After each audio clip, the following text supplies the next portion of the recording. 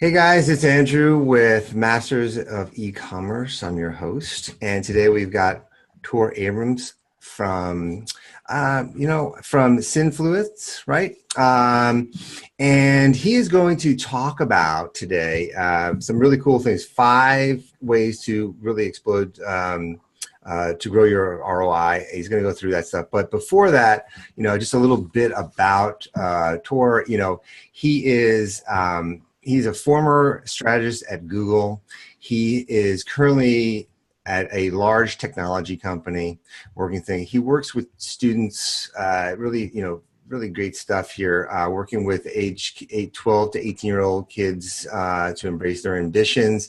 And he's also, now looking to transition out of his full-time gig into this world of online marketing, commerce type things. I mean, he's been doing this for a while. He's taken his knowledge and he's helped quite a few people. And now he is rolling out on his own, and he's here to share some really interesting insights. And then we're going to go through his five maximizing ROI elements. And then from there, we're going to dive into one of those things to help you guys out there. So, Tori, fire away if I missed anything on the intro. Yeah, no worries at all. No, Andrew, thank you so much for introducing me to everyone. And I think just to kind of introduce my background, as I say, you hit the nail on the head that I used to work at Google when I started my career in a role when I was working as a marketing specialist, making sure that I was working with small businesses, understanding their needs, what kind of things they look to drive as outcomes, and how different marketing channels can help them get there. Some of the many skills that I picked up there was really understanding the challenges that small business owners face and how they can actually get a good return on investment while not expending too much time. Just because I found that was one of the common problems if you're a small business, say a one-man band, or even if you have 10, 15 employees, it's very difficult for you to be able to manage your digital marketing structure as well as everything else that's going on within the business. So as you hit the nail on the head there, I started kind of helping people locally, just people that I knew, in terms of helping them understand some of the things that they could be doing online in order to bring in more sales, understanding things about building their website, and obviously at the end of it, understanding how they can use tools like Google Ads or Facebook or Twitter in order to actually grow their sales. So really today, in terms of the 5 things that I wanted to share, they're all going to be focused specifically on Google, just in the interest of this. But Synfluence, which is the organization that I launched, we're cross-channel. So that would be your Googles, your Facebook, your email marketing. That would be helping you with website optimization, Instagram, whatever it may be. But again, I can come onto that towards the end as well. So Sure. that's all good. Before I do get into the 5, was there anything specifically that you wanted to know from me at all? Yeah, so there was one thing. So when you're working with small businesses, and this seems to be the biggest problem with most small businesses, right? There's usually one, maybe 2 people in the business. None of them are really great marketers, right? So the challenges that they face, right, is, how do they grow their business, right? I mean, what channel, where do they put their money in, and do they, since they're not experts in this and they're running, the P&Ls and the taking care of everything else that goes on that, what would be that type of, in your service, like what would you tell a small business, what's the most thing they should focus on? Like, where should they put their priority? Yeah, that's a fantastic question. I think with small businesses, what you've got to remember is they're completely different depending on which industry they're in. So if I'm an e-commerce business, for example, so let's say I sell shoes online, there are some really great resources that I could use just from Google alone. I may not necessarily need to set up Facebook. So let's say, for example, I sell shoes and I want to get my product in front of thousands of different people searching for shoes. What I'd be able to do is set up something like a Google shopping campaign or just a Google search campaign.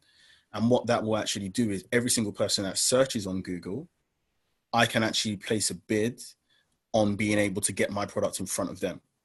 So what I mean by that is I'm willing to pay, let's say 20p for someone to actually see the shoes that I sell online when they search for shoes to buy online and actually click on that particular product and then come straight through to my webpage. Obviously, that varies depending on a lot of things. So you've got to remember these companies have margins, they have targets they're trying to hit.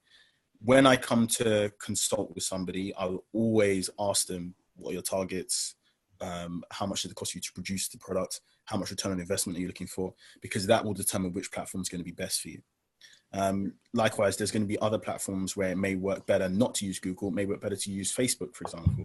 You know, if you're something like a massage parlor, for example, and you just want people to kind of see the visual aspect of what you do, you can get your Facebook ads up in front of them. So again, it can really vary business to business, but obviously, as you say, they're very small. So it's got to be about time management, which is one of the reasons why I always say to them, outsourcing it rather than insourcing it is probably the best idea to do. So almost getting someone to manage your campaigns for you makes a lot more sense than trying to manage it all yourself.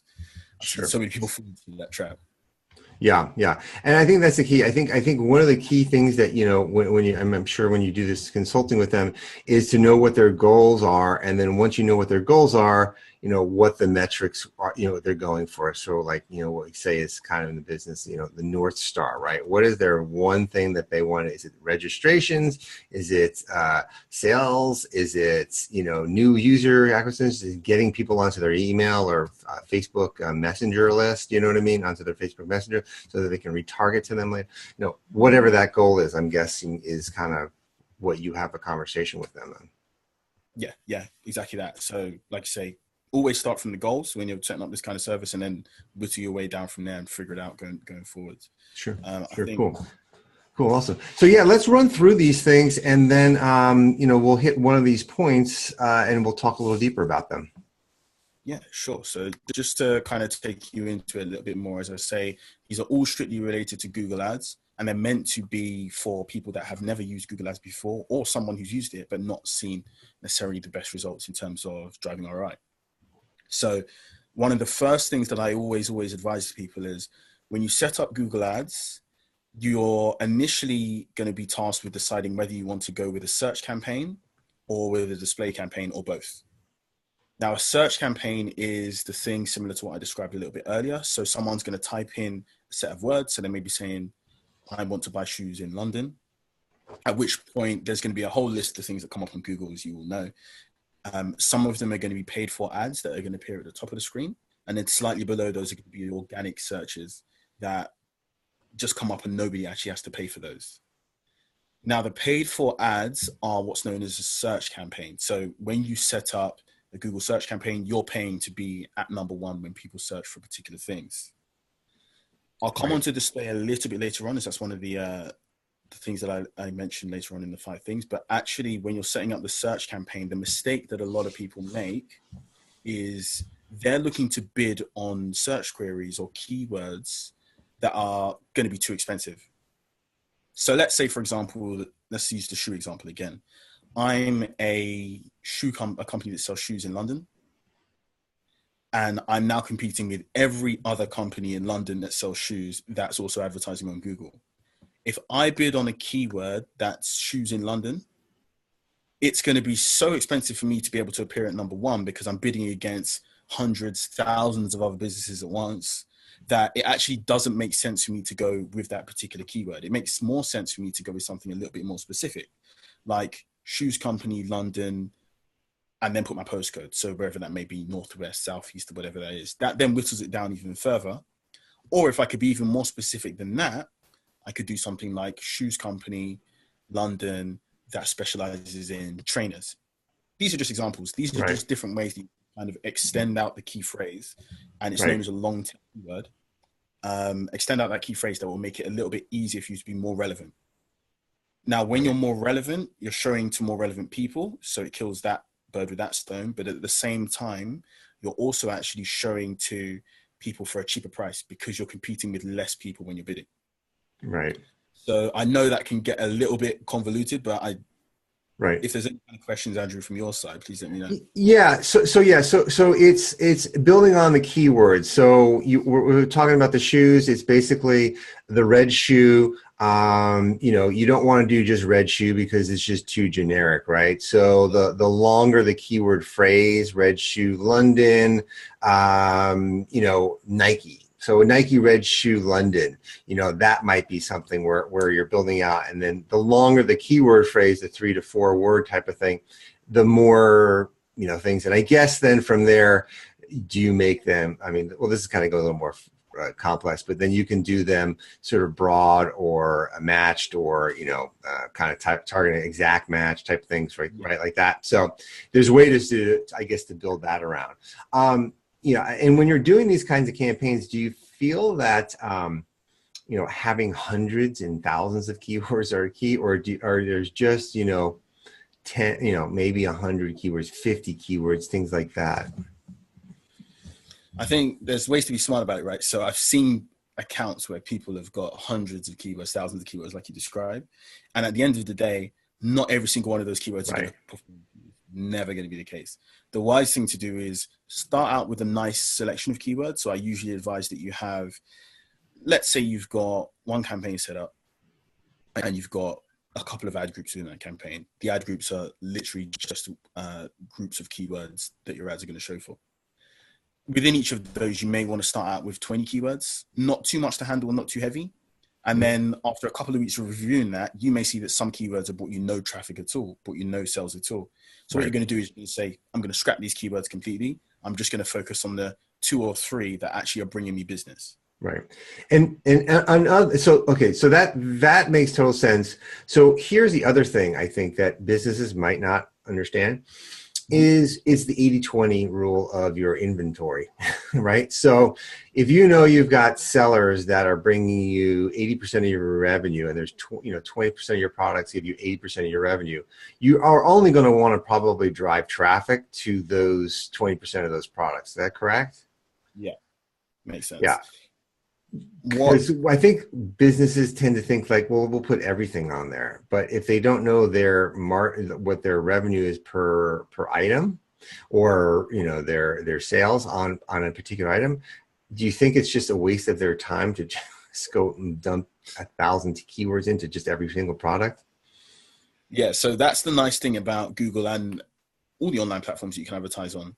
So the way it's kind of split it out is you can specifically set up a group of keywords focused on one particular product. So that could be your best-selling shoe, your best-selling Nike trainer, whatever it is.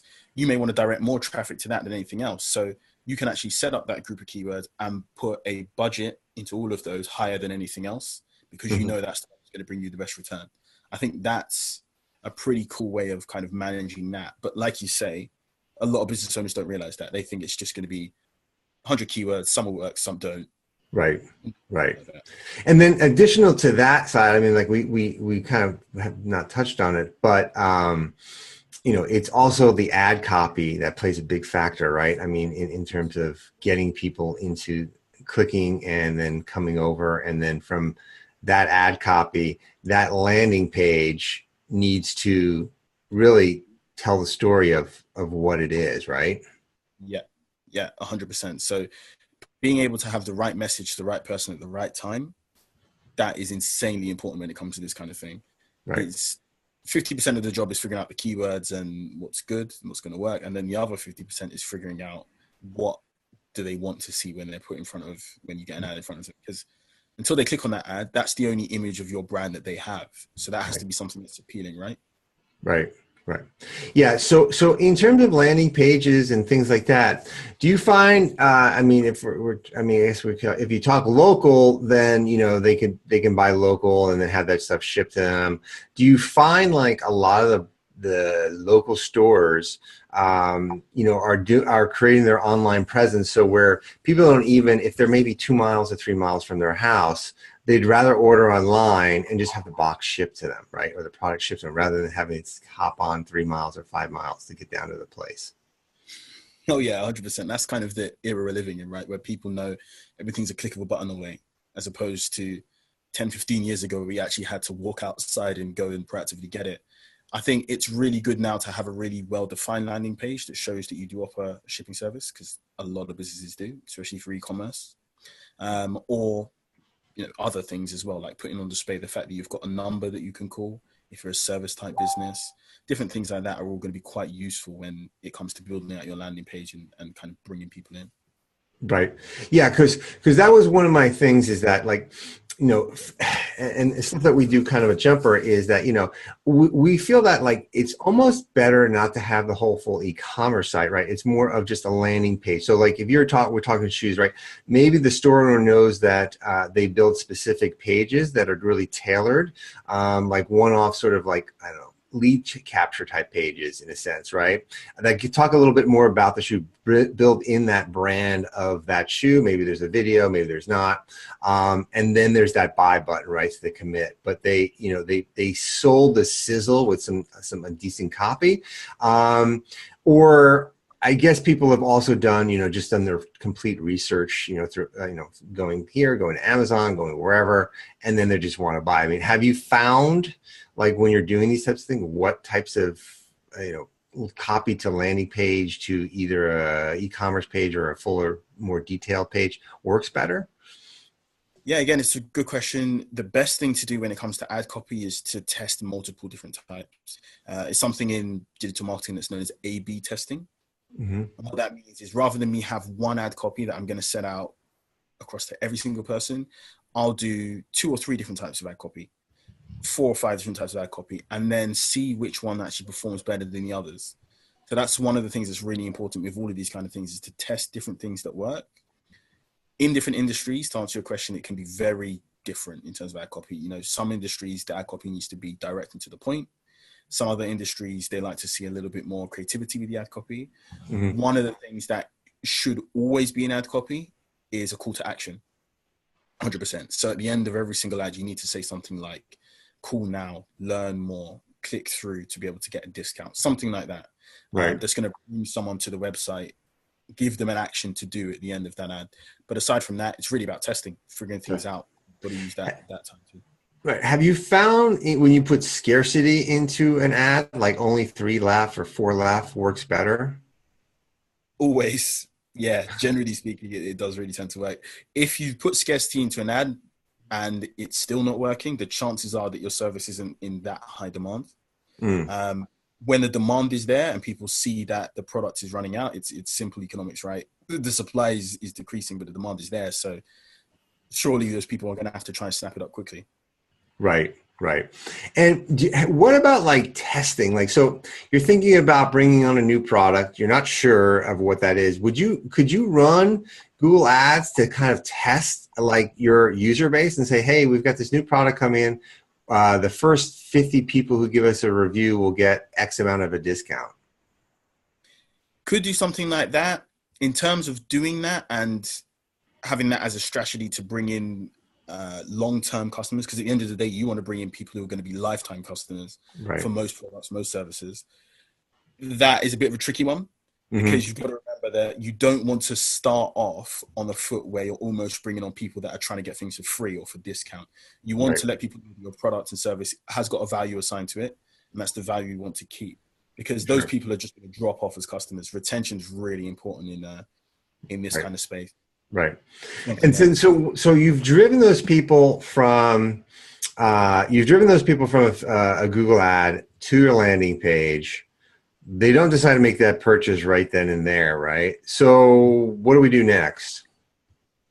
So if someone comes from a Google site to a landing page, doesn't make a purchase there and then, all hope is not lost.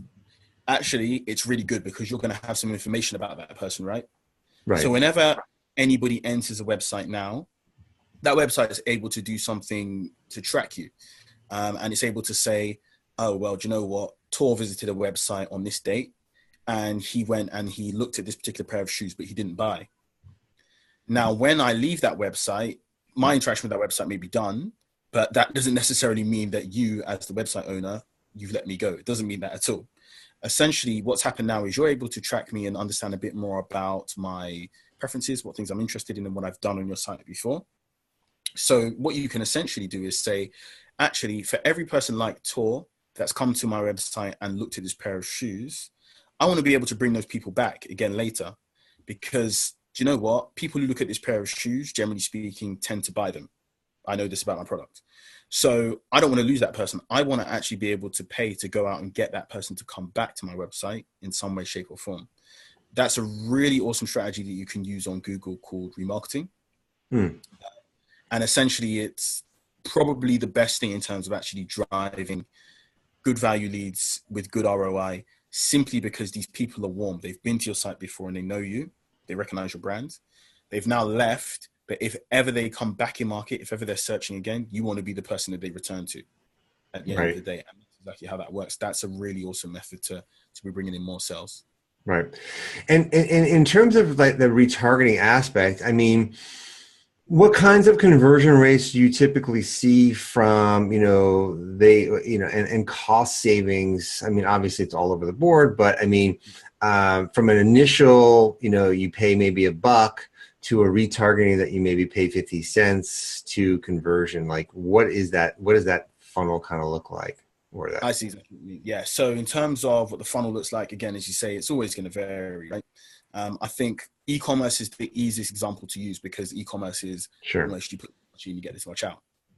So I think when you're looking at e-commerce, typical e-commerce conversion rates may vary from around about 1 to 2% of clicks. So let's say for every 100 people that click on your ad, maybe 2% of them convert. Now I'm saying this generally speaking, just based on my experience working with what I've seen them doing. It may vary for some people that are watching this who are going to say, actually, I get 10%. When I've used remarketing for search, or when I've seen people use remarketing for search and use it properly, you're looking at 3 or 4 times that in terms of conversion rates. Wow. So I'm saying you're going to be taking a 2% conversion rate to an 8 or 10% conversion rate. Those are what you should be aiming for on the people that are returning. Now, on the flip side of that, you've got to remember, of course, that there was the point that, say someone comes to your website once through an ad, you've paid to get them there the first time. Right. And then if you do remarketing for search or remarketing for display, which is another thing, you're going to pay to get them back again. Right.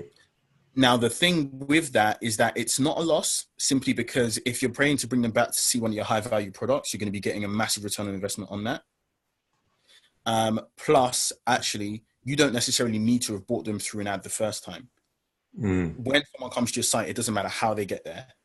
Once they've been on the site, all that information is available to you and you can remarket to them. So not all of these people you're going to have paid for twice. The ones that you do pay for twice, because the conversion rate's so good, you should be looking at good ROI on that.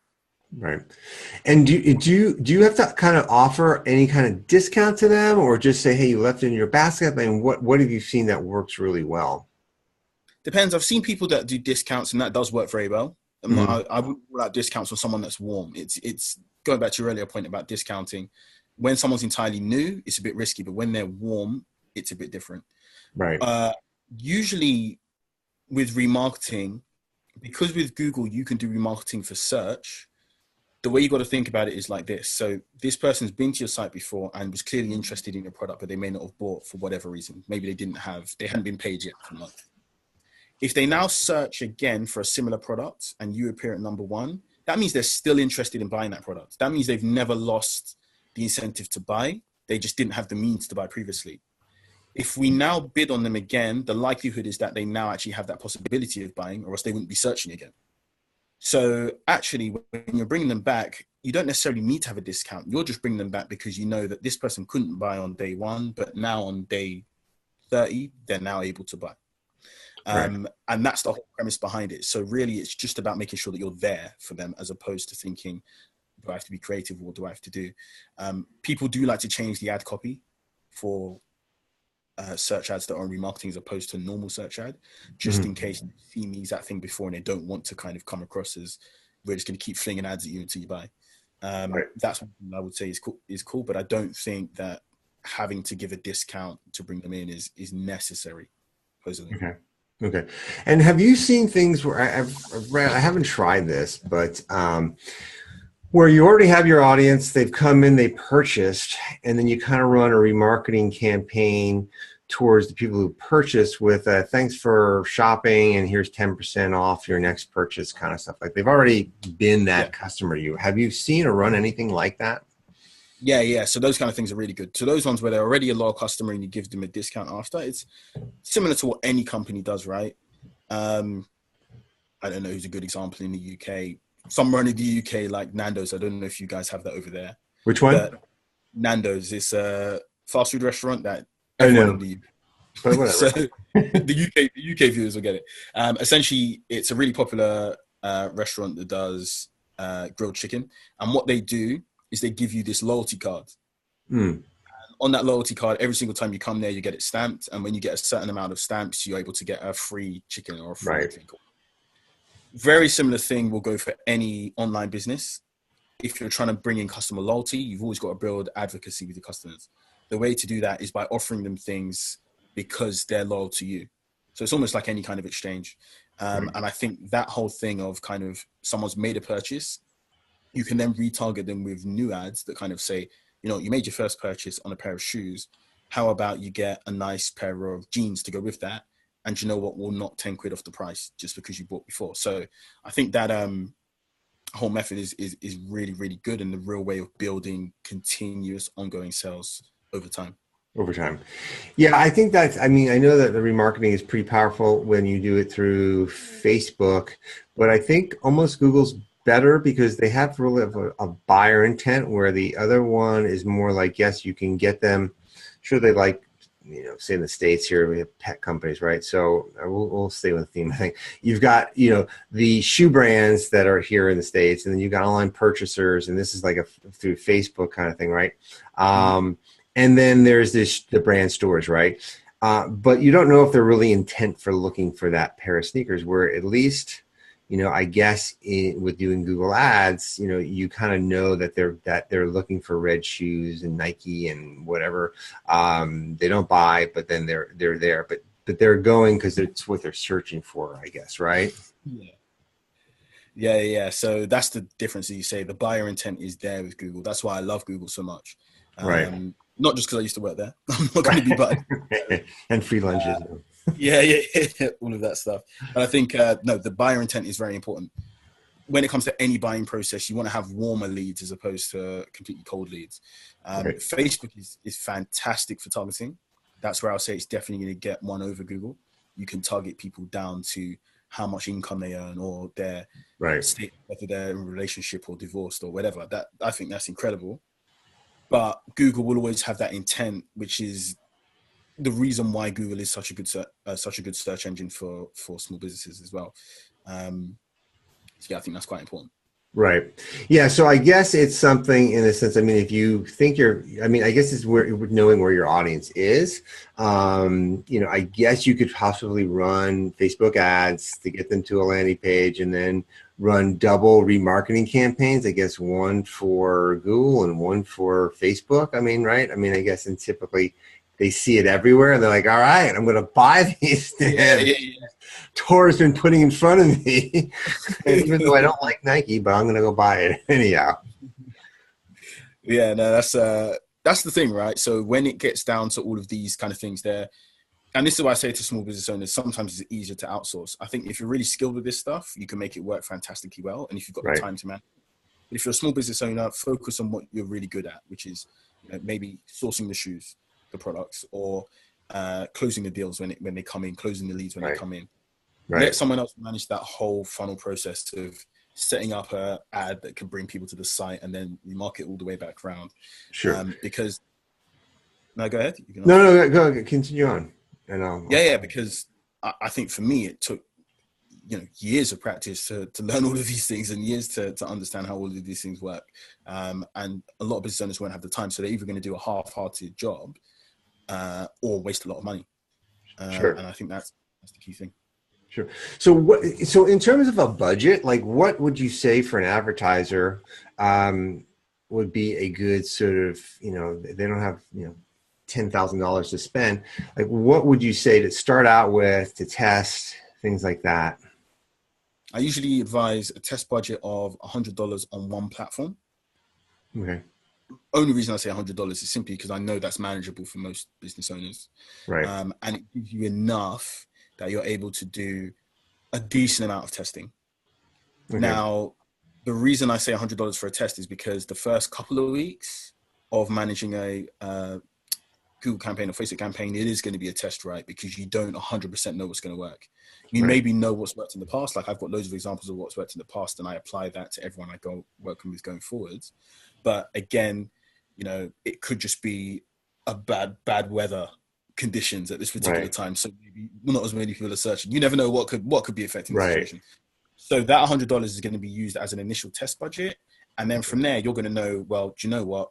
Of that $100 we spent, $10 went on this particular key term, and that really drove loads of business for us. So let's funnel $200 into that next month, or let's funnel $300 into it next month, depending on what the returns you're looking to get are. I think once you've done that initial couple of weeks testing, you already know the exact statistics and kind of outcomes you're going to probably get if you upscale the spend. So I just advise $100 to start as a test, and then work your way up from there. Work your way up there. Cool. Awesome. I know we covered two of these things. I know we're kind of running towards our end of our time. What are the other three things that we can, that are there? Well, they can find that post, I guess, on your site. But just like, let's quickly run through those three other things. That'd be great. Yeah, sure. I think I started off by kind of discussing the keywords aspect. So making sure that you're using keywords that aren't too generic, and you can kind of be a bit more targeted and relevant with them. Another thing to focus on in regards to that is when you're bidding on these keywords, don't always bid to be number one. A lot of people think the best marketing strategy is to try and outbid all of the opposition every single time. That is a surefire way for you to be able to drive your revenue all the way down to zero, or not your revenue rather, but drive your profit all the way down to zero. Because when you're competing with that many people, especially in a country like the UK or the US, it's going to be tough, right? So you're going to have to take some situations where you're not going to be number one. You're going to be number two. You're going to be number three. The goal is just to make sure that you're spending enough on the keywords that are most profitable. And then on the keywords that aren't so profitable, feel free to actually knock the budget down slightly, knock the bids down a little bit, because it's better that you appear lower on keywords that aren't driving the profit and maintain the same level of profit over time, as opposed to just bidding wildly on everything. So that's another very key thing. We touched on, of course, the whole remarketing piece. So that would have been point 3. But then another thing that would be really good is looking at the Google display side.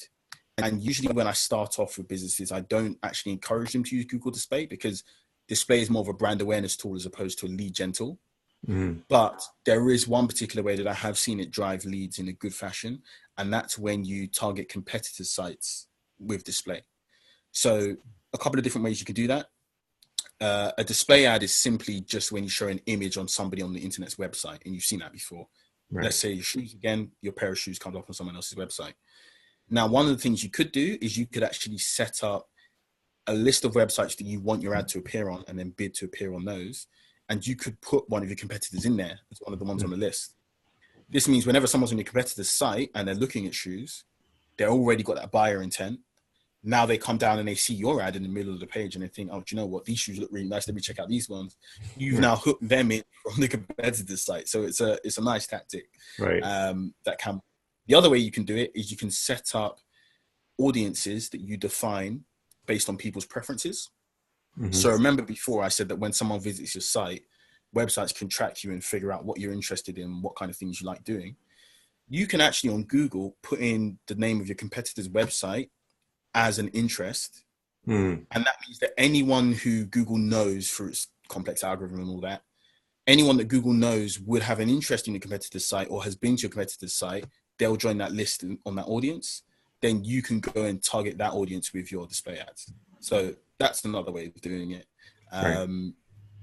Both of those are quite effective for display. But like I say, I don't usually encourage display to start, because search is going to do better for you, generally speaking. Right. And then that's point 4. The final point is actually looking at the different ways in Google that you can adjust bidding, right? So one of the things people don't realize is when you get Google, you have a bid for when someone's searching on a desktop. You have a bid for when someone's searching on a tablet, and you have a bid for when someone's searching on a mobile. You also have a bid for different locations and times of the day. There's even more things than that you can bid in, but these ones are the core main ones. So one of the things that people don't really realize is that more people make Google searches now on mobile than they used to on desktop. A couple of years ago, mobile to desktop. And it's crazy to think. A lot of people will then say, actually, do you know what? I'm so used to using desktop. Let me keep all my bids the same on everything. But actually, you're forgetting that more people are going to be searching on mobile. And it makes more sense for me to actually bid higher on there because there's more people over there. Plus, because not every advertiser has picked up on this, and this is a cheeky tip for anyone that's watching this at the moment, a lot of people don't know that mobile is doing better than desktop right now. So that means that mobile is actually cheaper to bid on because less people are bidding on there. Oh, interesting. Interesting. Yeah. That's a cool tip. Yeah, I know the bidding strategies with Google. I mean, it's massive. I mean, it's just like, you really do need to know that system pretty well, because I mean, if you get into that interface, it's pretty complex. So for a business owner, you could be blowing your budget on things that you're like, oh man, I just put this thing and I didn't know how to stop it. And then, that's why I think it's best that you hire a professional to kind of do it, even though there's a little setup fee and then they take a percentage of your spend. It's, peace of mind. If the campaigns are working and they're driving you money, what does it matter to you, right? Like if you're making money and there's an ROI on this stuff, what does it care? Like you'll spend $20,000, $50,000, $100,000 if you know the campaigns are working and you're making $1 million or $200,000, $300,000 on your $100,000 you're spending. I mean, it doesn't really matter, right? So that's why I think it's key that people hire guys like you and stuff. So cool, awesome. Well, that was a really great deep dive into stuff. That was fun. So I want to ask you a couple things. One is like, what are your 3 top tools of choice that you use on a daily basis? And when you say tools of choice, you mean in terms of just ad platforms? Yeah, for ad type things, like what helps you, if you're working and you're looking to run, say, ads and things like that. There's certain tools that you use on that type of a thing? Yeah, I think with Google and Facebook, they both have large editor systems. So on Facebook, you've got this thing called Power Editor. On Google, you've got Google Editor.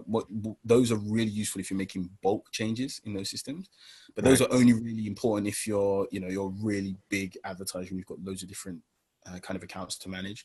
I find Google, because I've been doing it for so long and so many years, I find that tool itself fine. Google Ads, absolutely fine to just use myself. With Facebook, similar thing. Facebook ads is really easy to use. And I'd be completely honest with you, that itself is probably, you don't really need to do more than that. Facebook it's very easy to use, even if you do it.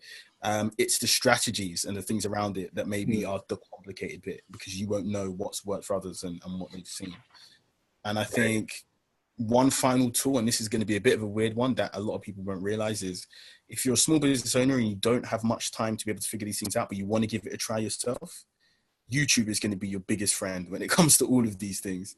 Videos like the one we've just made here, I've seen hundreds of thousands of other people who are trying to do the same kind of thing, and just get information out there and tell people how to do this stuff, including walkthroughs and demos.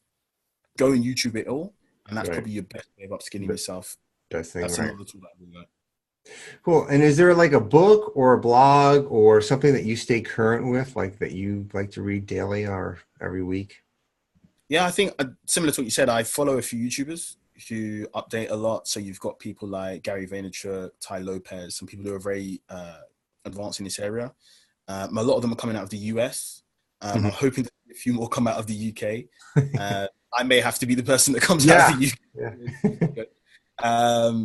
And yeah, because I just find video more digestible, or something I could put on in the background to listen to while I'm doing other things. In terms of books and blogs, Hootsuite's fantastic. They've got an absolutely amazing blog. You kind of put me on the spot here. I'm trying to think of a few more. Sorry, I should have asked you this earlier, but HubSpot's pre-call. I'm going to ask you these things, but I like to do this kind of stuff because it's like, okay, what would you use? But yeah, well, that's good. I mean, that's awesome. I mean, I don't. That's perfect. So Tor, how do people find out about you? How do they get in touch with you? They want to use your services. What's the best way to communicate with you? Yeah, sure. So I've got a website up at the moment. It's www.simfluence.co.uk. So that's just influence with an S on the front. And then my actual email address is just my first name, Tor, Tor, @simfluence.co.uk. That's the easiest way to reach me at the moment. Okay. Currently, I'm working on putting together a few more different resources in order to reach me, so like YouTube. But if you search for my name on LinkedIn, it will come up at the top. I'm actually available to be contacted through there as well. Cool. Awesome. Well, this has been fantastic. I really do appreciate the time taking out to do this. Learned a ton. And I hope to see you again on our show. Yeah, no worries. I'm sure next time you see me, I'll be in a nice fancy office somewhere. I like the palm in the back, you know? Yeah, yeah, yeah. Very tropical. Cool. All right, bud. I will talk to you. Thanks. Brilliant. Thanks, Andrew. Have a good one.